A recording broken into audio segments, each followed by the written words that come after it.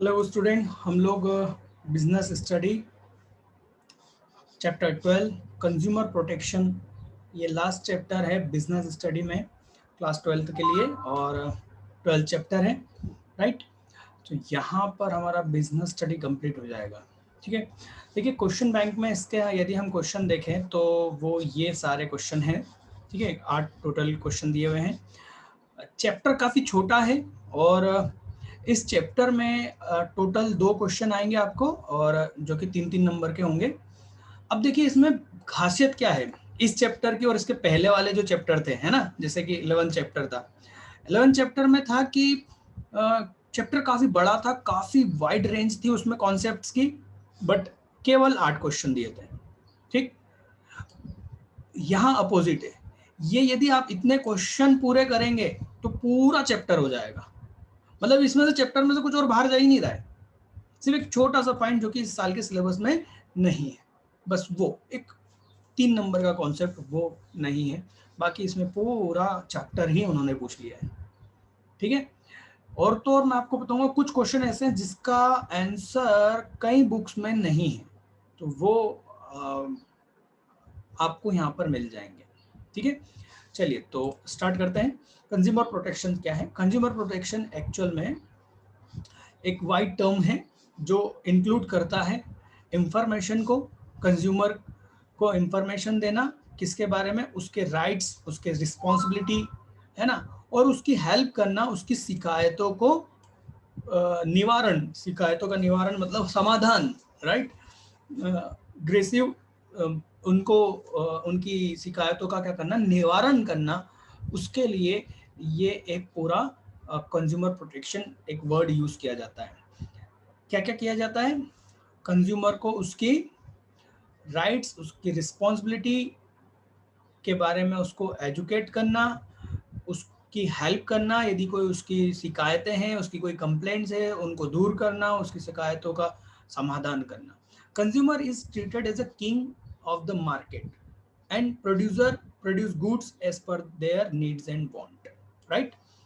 तो इसके लिए जब देखिए जब हम इंडिपेंडेंट हुए थे तब लिटरेसी रेट बहुत कम था, कम लोग पढ़े लिखे थे, तो उसका फायदा भी उठाया जाता था।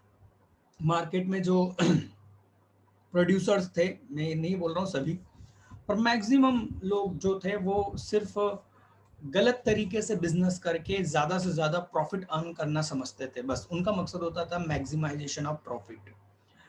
तो उस समय ये ज़रूरत महसूस की गई कि कंज्यूमर के भी तो खुद के कुछ अधिकार हो सकते हैं, उसकी शिकायतों का क्या।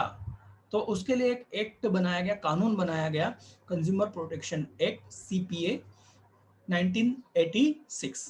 ठीक, जो क्या करता है, जो प्रोटेक्ट करता है, प्रमोट करता है किसको, कंज्यूमर के इंटरेस्ट को, उसके हित को, है ना। उसका हित क्या है, उसके जो राइट्स हैं वो उसके हित है ना, इंटरेस्ट है, मतलब उसके जो अधिकार है उनके अधिकारों को क्या करता है, प्रोटेक्ट करता है ये act. The act provide safe guard, एक सेफ गार्ड के जैसे काम करता है टू कंज्यूमर, कंज्यूमर के लिए, against defective goods and deficient service. जैसे गुड्स डिफेक्टिव होता है, यदि सर्विस में कोई कमी होती है तो उसको ये बोलते हैं, राइट। अनफेयर ट्रेड, गलत तरीके से यदि उसके साथ कोई ट्रेड किया गया है, बिजनेस किया गया है, and other other forms of their exploitation, मतलब उसका किसी भी तरीके से उसके शोषण यदि उसका कुछ हुआ है, तो इन सब के अगेंस्ट वो क्या करते हैं, ये एक्ट उसको एक सेफगार्ड के रूप में काम करता है कंज्यूमर के लिए। ठीक है, the act stresses on sitting up a three tier machinery. ये एक्ट 3 लेयर की, टायर्स मतलब 3 लेयर्स, राइट, 3 लेयर की एक mechanism, machinery, machinery not means only कोई कल पुर्जे वाली मशीन, मशीन की बात नहीं हो रही है यहाँ पर, एक सिस्टम की बात हो रही है। तो 3 लेयर का एक सिस्टम को सेटअप करने पर जोर देता है, जिसमें कंसिस्ट ऑफ, जिसमें क्या क्या होता है, 3 लेयर के नाम बताए जा रहे हैं, district forum, state commission, national commission. 3 अलग अलग लेवल होंगे। यदि एक कंज्यूमर को कोई शिकायत है या उसकी कोई कंप्लेंट है, उसके साथ कोई अनफेयर ट्रेड हुआ है, तो वो सबसे पहले कहाँ जा सकता है, डिस्ट्रिक्ट फोरम में, उसके बाद में स्टेट में, मतलब ये स्टेट लेवल पे होता है, और फिर एक नेशनल कमीशन, राइट। तो 3 लेवल दिए गए हैं उसके इंटरेस्ट को प्रोटेक्ट करने के लिए, ठीक। State the commission and national commission, right, it also provide a framework. Framework का मतलब मैं पहले भी बता चुका हूँ, कायदे कानून, जिस कायदे कानून के अंदर कोई काम किया जाता है, उस कायदे कानून को फ्रेमवर्क बोलते हैं, काम करने के तरीके को, ठीक। For the formation of consumer protection council in every district and state and also the at the apex level. भाई ये जो तीनों लेवल की बात कही गई है, ये तीनों लेवल किस प्रकार से काम करेगी उसका फ्रेमवर्क भी प्रोवाइड करता है। ये एक उनका काम करने का तरीका, उनके कायदे कानून, उनकी लिमिट्स कौन तय कर देता है, ये एक्ट तय करता है, ठीक। It is applicable to all types of undertaking. ये कानून सभी प्रकार के संस्थाओं, अंडरटेकिंग पर काम करता है, चाहे वो बड़ी हो, छोटी हो, प्राइवेट हो, पब्लिक हो, मैन्युफैक्चरिंग हो, सर्विस हो, ट्रेडिंग हो, कुछ भी। आपके यहाँ यदि कंज्यूमर आता है, मतलब आप कंज्यूमर को किसी न किसी तरीके से सर्विस प्रोवाइड कर रहे हो, इट मीन आप उस एक्ट के दायरे में आते हो। और यदि आप कंज्यूमर के साथ कुछ गलत करोगे, या कंज्यूमर के साथ गलती से भी कुछ हुआ है, गलत हुआ है, तो वो कंज्यूमर इन 3 लेयर में से किसी एक के पास जाएगा और आपकी कंप्लेंट कर सकता है। अब कौन किसके पास जाएगा ये हम डिटेल में बाद में देखेंगे, ठीक है ना। ऐसा नहीं कि तीनों जगह जाना होता है, तीनों जगह नहीं, किसी एक जगह जाता है, वो कैसे डिसाइड होता है वो हम आगे देखेंगे, ठीक है। तो यहाँ पर आप यदि देखेंगे तो एक क्वेश्चन है, कंज्यूमर प्रोटेक्शन एक्ट, ये रहा, explain the consumer protection act 3 number में। तो ये जो हमने अभी इतना यहाँ से पढ़ा, ये आप लिख दें तो आपका ये कंप्लीट हो जाएगा, ठीक है। इसमें थोड़ा सा और लिख सकते हो, जिसमें से वैसे मेरे ख्याल से 3 नंबर के हिसाब से इतना ठीक है, या इसको भी लिख देना, है ना, इसको भी मिला के लिख देना, टोटल 3 नंबर का हो जाएगा, ठीक है। फिर इसके बाद में क्वेश्चन आता है कंज्यूमर राइट, राइट, ये रहा, राइट द कंज्यूमर राइट्स। भाई कंज्यूमर के क्या अधिकार हैं, तो कंज्यूमर के जो अधिकार, जो कंज्यूमर प्रोटेक्शन एक्ट के अकॉर्डिंग उसको मिले हैं, और वो है पहला, राइट टू सेफ्टी।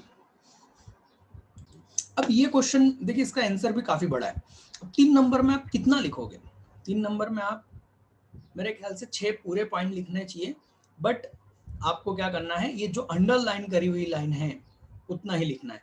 बाकी का पूरा डिटेल जो मैंने ये लिखा है वो उस पॉइंट को एक्सप्लेन करता है, समझने के लिए आपके लिए हेल्प करेगा।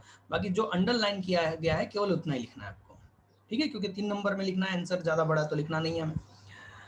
Right to safety. It means a consumer has a right to be protected against the marketing of such goods and service that harmful of the life and health. आप क्लियर है, आपको समझ में आता है, इतना तो आप समझदार हो, ठीक है। जैसे कि सिगरेट वगैरह, है ना, ये चीजें होती हैं, ठीक है। Right to be informed. Right to be informed का मतलब होता है कंज्यूमर को अधिकार है कि वो प्रोडक्ट खरीद रहा है उसके बारे में कुछ चीजों की जानकारी उसको होना चाहिए।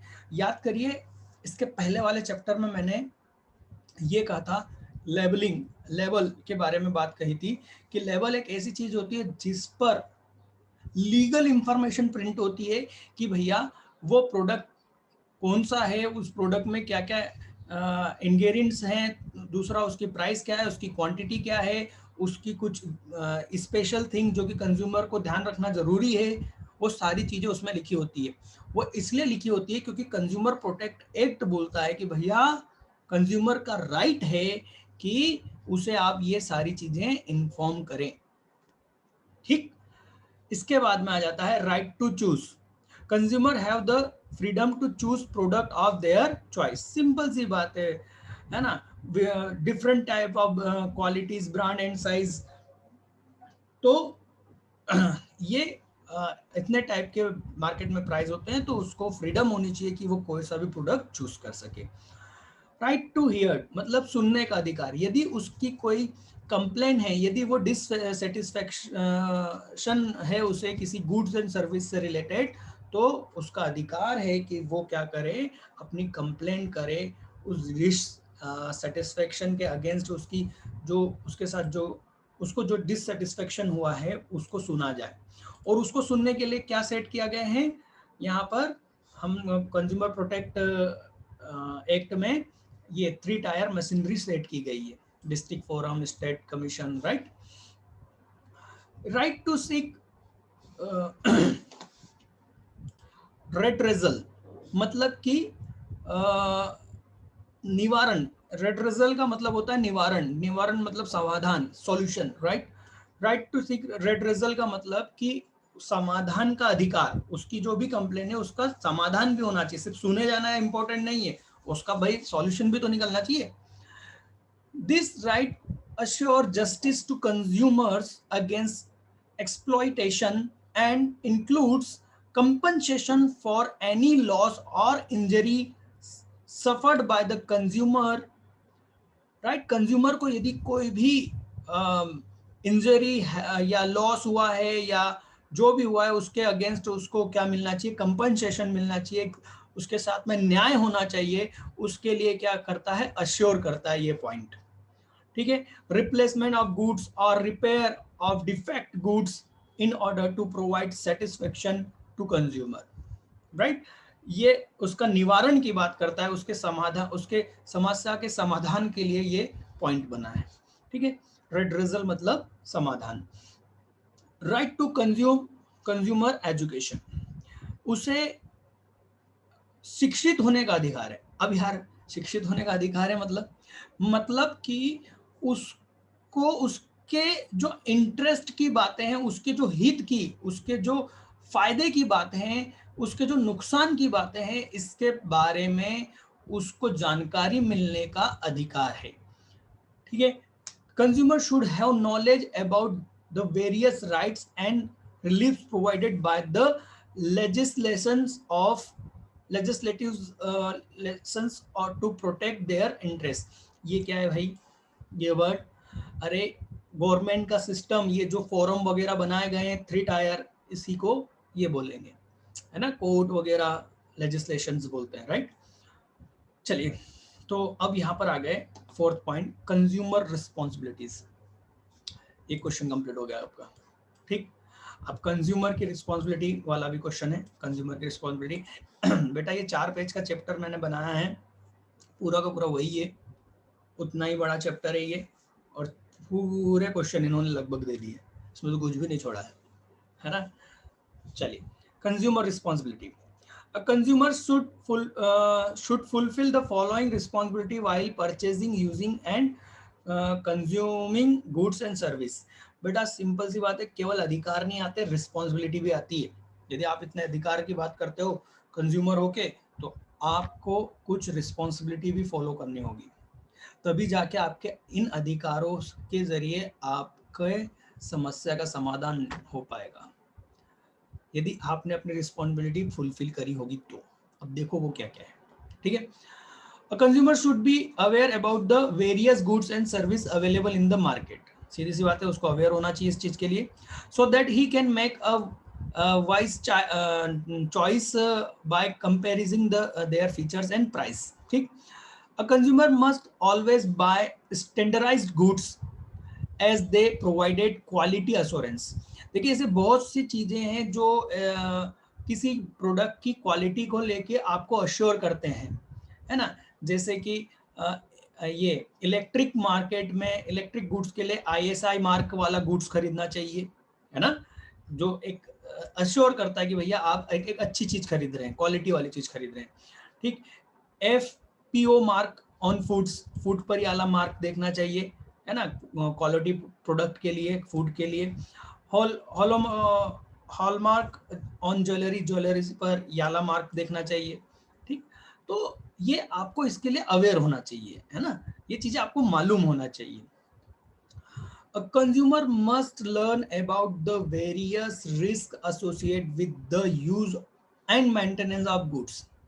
भाई किसी गुड्स को जब वो खरीदता है तो उसे मालूम होना चाहिए कि इस गुड्स के साथ में क्या रिस्क है और इसको मेंटेन कैसे किया जाए। He must follow the manufacturers instructions carefully. तो भैया उसकी रिस्पॉन्सिबिलिटी है कि उसको मैन्युफैक्चरर्स ने जो उसके इंस्ट्रक्शंस दिए हैं उस चीज को फॉलो करने के, उसको ध्यान से पढ़े समझे, है ना। बिना उसको समझे यदि वो उस प्रोडक्ट को यूज करता है और मान लीजिए प्रोडक्ट डैमेज हो जाता है, तो फिर उसको कोई रिप्लेसमेंट या कोई गारंटी नहीं मिलेगी। जैसे आप कई बार देखते हैं कि भैया गारंटी है इस चीज की, बस इसको पानी नहीं लगना चाहिए और ये गिरना नहीं चाहिए, टूटना नहीं चाहिए। ऑब्वियसली यदि ये ऐसा होता है तो आपकी गारंटी कोई काम की नहीं है, right. A consumer must read and labels careful so as to have complete information about the price. Sorry, read the labels. मैंने आपको बताया था लेबलिंग, लेबल को अच्छे से पढ़ना चाहिए ताकि उसको सारी जानकारी मिल जाए उस प्रोडक्ट से संबंधित, जैसे expiry date, content, right.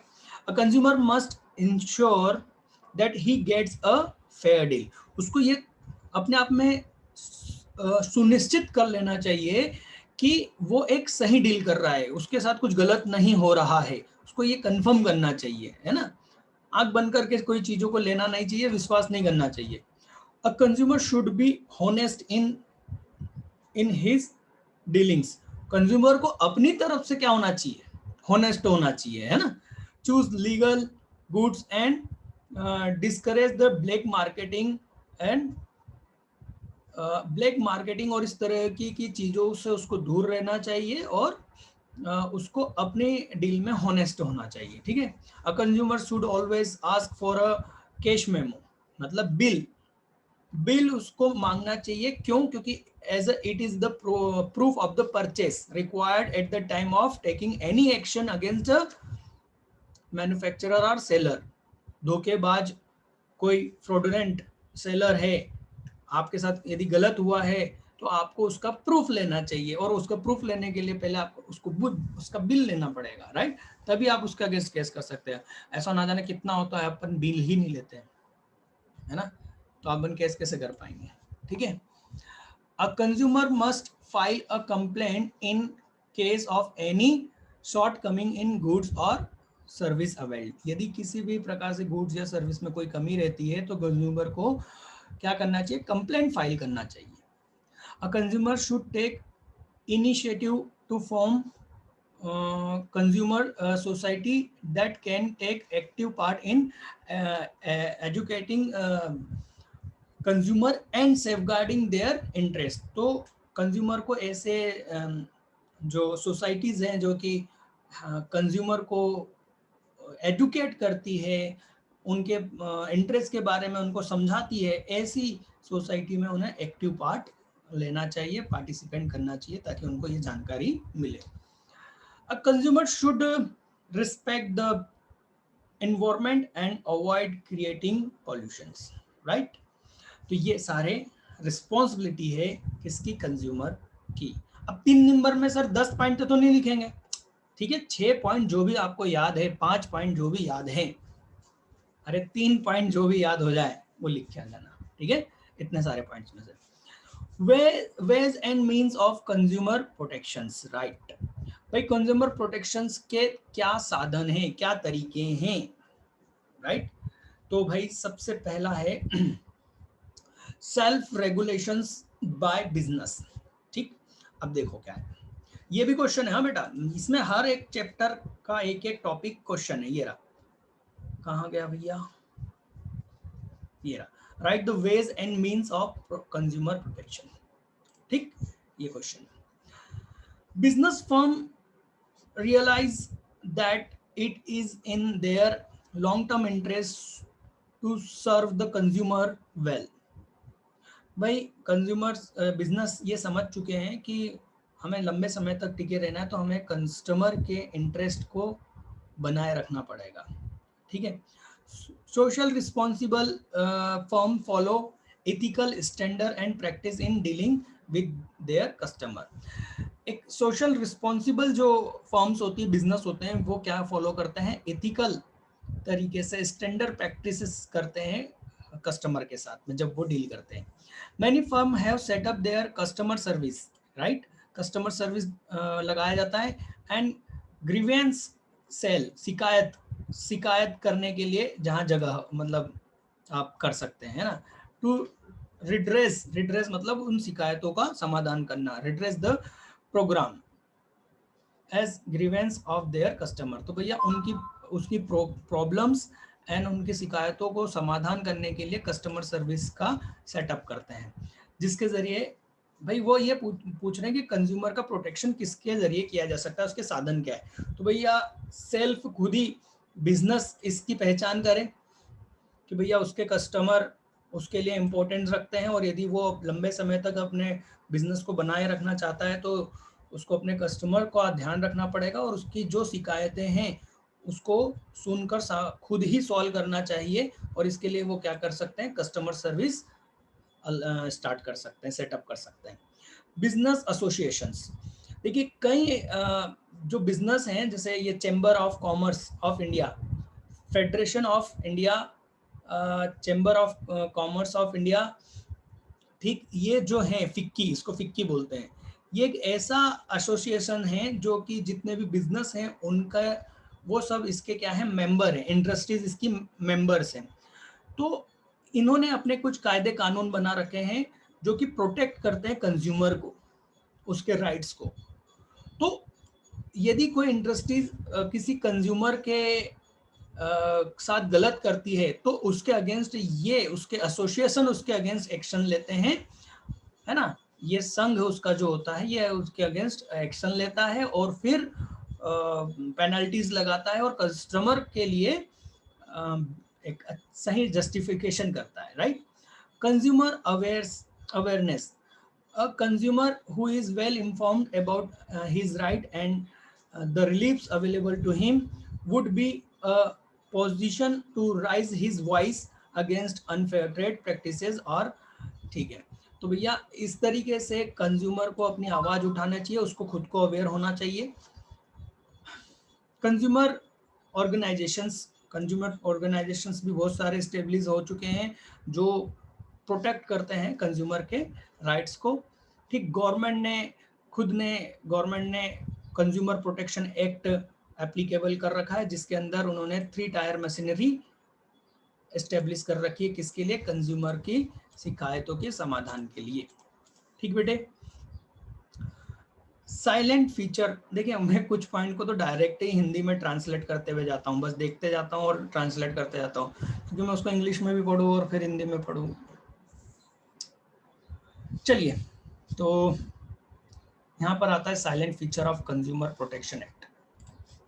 Silent feature, ये रहा silent feature of consumer protection act.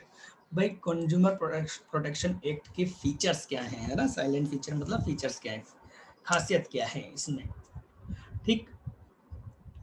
Coverage of item, मतलब पहला पॉइंट है कवरेज ऑफ आइटम, मतलब किसी भी प्रकार के गुड्स और सर्विस यदि कंज्यूमर ने उसको खरीदा है और कंज्यूमर को उससे कोई डिफॉल्ट हुआ है, कुछ प्रॉब्लम हुई है, तो वो सारी किसी भी चीज के लिए वो कंज्यूमर प्रोटेक्शन एक्ट के अकॉर्डिंग वो जो 3 टायर में से एक कहीं पर भी अपनी शिकायत कर सकता है, कहीं पर भी मतलब जहां पर वो सही है ना।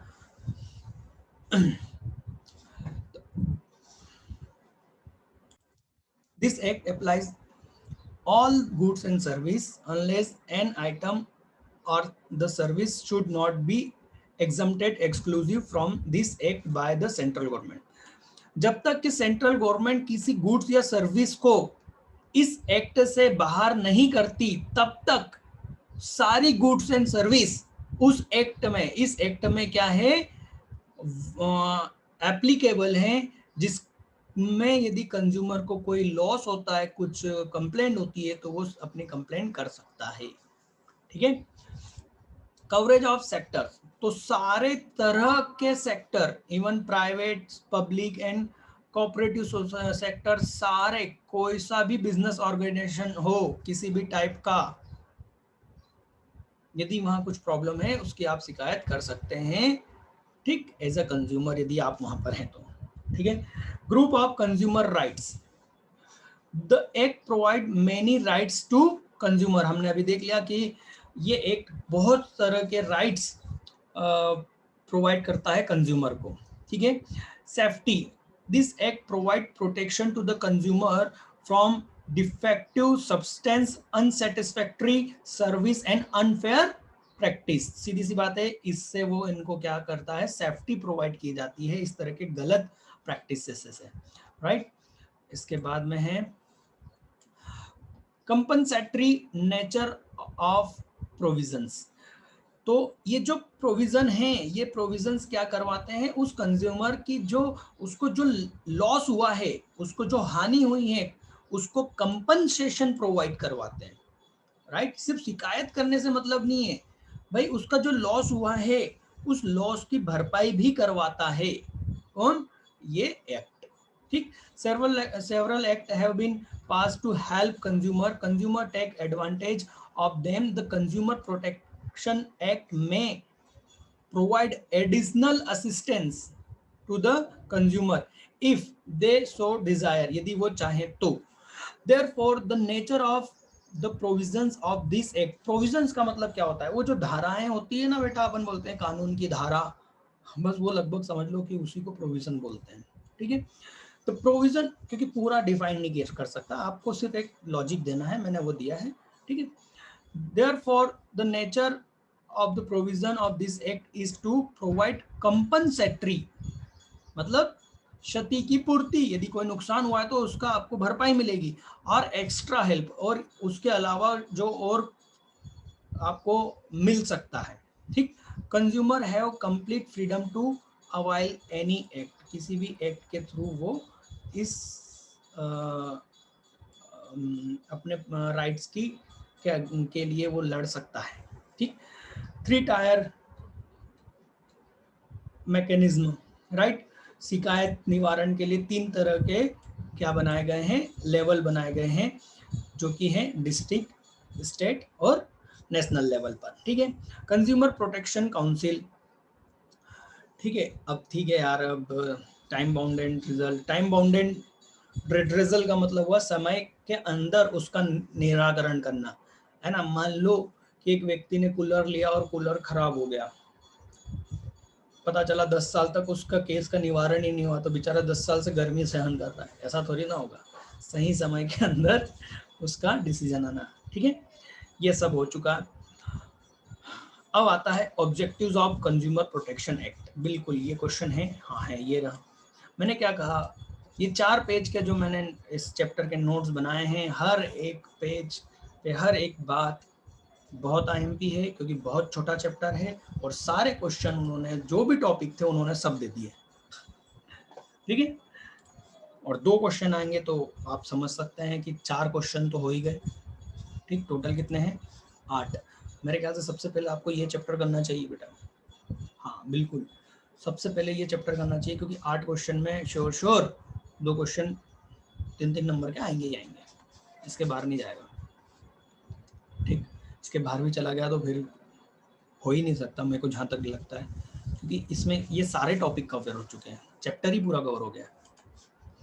Object of consumer protection act, भाई कंज्यूमर प्रोटेक्शन एक्ट का ऑब्जेक्ट क्या है, उद्देश्य क्या है, अरे भाई सिंपल सी बात है, उसको जितने भी ऊपर हमने जो देखे हैं राइट्स, वो सारे राइट्स प्रोटेक्ट करना उसके, ठीक। फिर उनको प्रमोट भी करना, प्रोटेक्ट भी करना, to provide simple and speedy disposal to the cases by providing 3 tier grievance redressal machinery, right। वो जो तीनों लेवल की डिस्ट्रिक्ट फोरम्स जो स्टेब्लिश करी गई है, उसके जरिए आसान तरीकों से और जल्दी उसके समस्या का समाधान करना, ठीक। The act also aim to provide inexpensive redressal to issue of consumer। कहने का मतलब यार, मैं को यदि मान लीजिए किसी चीज की मेरे साथ में गलत डील हुई, मैंने एक ब्लैक मार्कर मांगा था, मुझे ब्लू दे दी गई, और जब मैंने उसको वापस करना चाहा तो उसने मना कर दिया कि भैया अब ये खुलेगा नहीं, खुला हुआ है, वापस नहीं होगा, जबकि मैंने कहा था भाई मेरे को तो ब्लैक दो। अब ₹25 के लिए मैं क्या 25,000 रुपये वकील को खर्च करूंगा कि भैया देखो मेरे साथ अन्याय हुआ है? नहीं ना। तो यहाँ पर इनएक्सपेंसिव का मतलब है कि खर्चा ना करना पड़े, कंज्यूमर को अपने अधिकार की रक्षा करने के लिए महंगे वकील ना करना पड़े। बात समझ में आई? ये एम है इस प्रोटेक्ट का, इस एक्ट का, कि वो अपनी शिकायत कर सके और उसमें उसे ज्यादा खर्चा ना हो, उसके बिल्कुल कम से कम खर्चे में उसके शिकायत वो अपनी कर सके और अपना अधिकार पा सके। ठीक है। A consumer dispute redressal forum called State Commission has been set up in order to settle the disputes of each and every consumer in the all states of the country। एक आखिरी में एक सबसे बड़ा सॉरी स्टेट्स में एक state commission बिठाया गया है जो आखिरी लेवल पर इन सभी कंज्यूमर के राइट्स को प्रोटेक्ट करने का काम करता है। ठीक है, चलिए now next, what are the common issues problem of consumer. Consumer, ये क्वेश्चन मैं उम्मीद करता हूं कि ये क्वेश्चंस बहुत ही कम बुक में मिलेगा। ठीक है, मैं को खुद स्पेशल ये क्वेश्चन को काफ़ी काम करना पड़ा, राइट। तो ये इतने आसानी से आपको कहीं और बुक में नहीं मिलेगा जो अपने नोट्स में। फिर कंज्यूमर की कॉमन इश्यूज क्या है, प्रॉब्लम्स क्या है कंज्यूमर की, ये भी क्वेश्चन है बेटा। कंज्यूमर की समस्याएं बताइए, कहाँ है भैया, ये रहा। ठीक, what are the common issues और प्रॉब्लम्स ऑफ कंज्यूमर। तो भैया उसकी कुछ प्रॉब्लम्स ये है। ठीक, अब मैं पढ़ के नहीं बता रहा हूँ, बहुत इजी है ना, बहुत सिंपल है, आप इसको रीड कर सकते हो, कुछ इसमें दम नहीं है जिसको मेरे को बताना पड़े। ठीक है, अब लास्ट क्वेश्चन जो बचता है वो है लेवल ऑफ कंज्यूमर फोरम। देखिए एक बात मैं आपको बताता हूँ, यहाँ पर हमने मेंशन भी करा है, explain the consumer level. Hindi में जो ये क्वेश्चन था वो था उपभोक्ता के स्तर बताइए, मतलब कंज्यूमर के लेवल बताइए। या कंज्यूमर के कोई लेवल नहीं होते, जहां तक इस चैप्टर में बात की जाए कंज्यूमर प्रोटेक्शन की, कि कंज्यूमर के कोई लेवल नहीं है। बात को समझो, कंज्यूमर के कोई लेवल नहीं है। एक्चुअल में ये क्वेश्चन होना था clarify the levels of consumer forum. तो शायद मुझे ऐसा लगता है कि इसमें कहीं ना कहीं प्रिंटिंग मिस्टेक है। ये कंज्यूमर के जो फोरम के जो लेवल हैं, फोरम के जो लेवल हैं उसके बारे में ये क्वेश्चन पूछना चाहता है, क्योंकि कंज्यूमर के तो कोई लेवल मेरे अभी तक जीवन में तो नहीं मेरे को मिले कि कंज्यूमर के लेवल। ठीक है, तो मैं यहाँ पर इस क्वेश्चन को एज अ ये समझते हुए कि भैया वो कंज्यूमर फोरम के लेवल पूछ रहे हैं, मैं बता रहा हूँ, क्योंकि मेन क्वेश्चन यही है इसको कंज्यूमर प्रोटेक्शन में, कि लेवल यदि कहीं पर है तो वो इसी बात के लेवल है कि फोरम्स 3 प्रकार के, अभी पूरे चैप्टर में हम यही देखते आए कि भाई 3 टायर मैकेनिज्म। तो भाई वो उस 3 टायर मैकेनिज्म के बारे में पूछ रहे होंगे, कंज्यूमर के लेवल कहाँ से आ गए, राइट। तो उसको मैंने यहाँ पर क्लियर कर दिया है, लिखा भी है। और यदि आपके पास में कोई बुक है जिसमें कंज्यूमर के लेवल है तो प्लीज़ मुझे भी व्हाट्सअप कर देना इस नंबर पे, मेरे को भी मालूम पड़े कि आगे कंज्यूमर के लेवल कौन से होते हैं। ठीक है, तो मैं तो ये क्वेश्चन का आंसर दे रहा हूँ, आप लोगों को जैसा ठीक लगे। ठीक है, चलिए ये आखिरी है, कंज्यूमर के लेवल सॉरी कंज्यूमर फोरम के 3 लेवल हैं, डिस्ट्रिक्ट फोरम, स्टेट लेवल और नेशनल लेवल। तो ये इन्होंने एक ऐसी व्यवस्था कर रखी है, इसमें इन्होंने ये बता रखा है कि जो डिस्ट्रिक्ट फोरम होगा उसमें एक स्टेट गवर्नमेंट का के द्वारा इस्टेब्लिश किया जाएगा। ठीक, हर डिस्ट्रिक्ट में एक, जैसे डिस्ट्रिक्ट कोर्ट होती है ना बेटा, वैसे ही हर डिस्ट्रिक्ट में डिस्ट्रिक्ट फोरम होगा। ठीक है, इस district forum consist of a chairman and 2 members appointed by state government. तो जो इस डिस्ट्रिक्ट फोरम होगा उसमें एक चेयरमैन होगा और 2 मेंबर होंगे, जो कि कौन अपॉइंट करेगा, स्टेट गवर्नमेंट अपॉइंट करेगी। One of home should be a women, उनमें से एक कौन होना चाहिए, महिला होनी चाहिए। 2 मेंबर होंगे तो 2 में से कम एक लेडीज महिला का होना जरूरी है, right. A district forum can receive consumers complaint where the value of goods or service and the compensation claim is not more than 20 lakh. यदि आपने कोई कंप्लेंट करी है और उसका जो कंपनसेशन का अमाउंट है 20 लाख से कम का है, तो आप उसको डिस्ट्रिक्ट फोरम में लगाइए। बस इन तीनों में एक ये मेजर अंतर है जिसको आपको समझना जरूरी है, बाकी तो गवर्नमेंट की चीजें हैं। ठीक है, क्या कि आप जो कंप्लेंट कर रहे हैं उसका अमाउंट यदि 20 लाख के अंदर है तो आपको अपने डिस्ट्रिक्ट फोरम में जाके कंप्लेंट करना है। यहाँ पर यदि आपका कंपनसेशन अमाउंट 20 लाख या 20 लाख से ज्यादा और 100 लाख के अंदर है, मतलब 1 करोड़ के अंदर है, तो आप कहाँ जाओगे? स्टेट कमीशन में जाओगे, स्टेट कंज्यूमर में जाओगे। और यदि आपका 1 करोड़ से ऊपर का कंपनसेशन है तो आप नेशनल फोरम में जाओगे। ये तरीका है इन तीनों में से किसी एक पर जाना। तो इन तीनों में किसी एक पर आप अपने हिसाब से नहीं जाओगे, अपनी इच्छा से। आपका जो कंप्लेंट होगी, जो कंपनसेशन का अमाउंट होगा, वो डिसाइड करेगा कि आपको कौन से फोरम पर जाके अपनी कंप्लेंट लिखवाना है। ठीक, तो इस तरीके से इन तीनों में डिफरेंस है। दूसरा डिफरेंस इनमें जो इसके मेंबर्स हैं उसमें डिफरेंस है। जैसे कि पहले में हमने देखा कि एक चेयरमैन होगा, 2 मेंबर होंगे, जो कौन अपॉइंट करेगा? स्टेट गवर्नमेंट अपॉइंट करेगी। ठीक, स्टेट कमीशन में क्या होगा? इसमें क्या होगा? ये देखिए, कंसिस्ट ऑफ प्रेसिडेंट, इसमें एक प्रेसिडेंट होगा हु इज और हैज बीन अ जज ऑफ अ हाई कोर्ट। बाप रे, हाई कोर्ट का जज इस स्टेट फोरम का क्या होगा? प्रेसिडेंट होगा। गुड। एंड 2 अदर मेंबर्स होंगे, वन ऑफ द वुमेन, जिसमें से एक क्या होगी? एक महिला का होना जरूरी है। All the 3 shall be appointed by state government. और ये तीनों कौन अपॉइंट करेगा? स्टेट गवर्नमेंट अपॉइंट करेगी। ठीक है, ये हो गया। इसी तरह से नेशनल कमीशन होगा जो सेंट्रल गवर्नमेंट जिसको एस्टेब्लिश करेगी। और इसके लिए भी जो प्रेसिडेंट होगा वो कौन होगा बेटा? सुप्रीम कोर्ट का जज। राइट, वेरी गुड यार, बहुत अच्छा गवर्नमेंट ने ये तो व्यवस्था करी है बेटा। चलिए, तो यहाँ पर हम मानते हैं कि हमने क्या कंप्लीट कर लिया बेटा?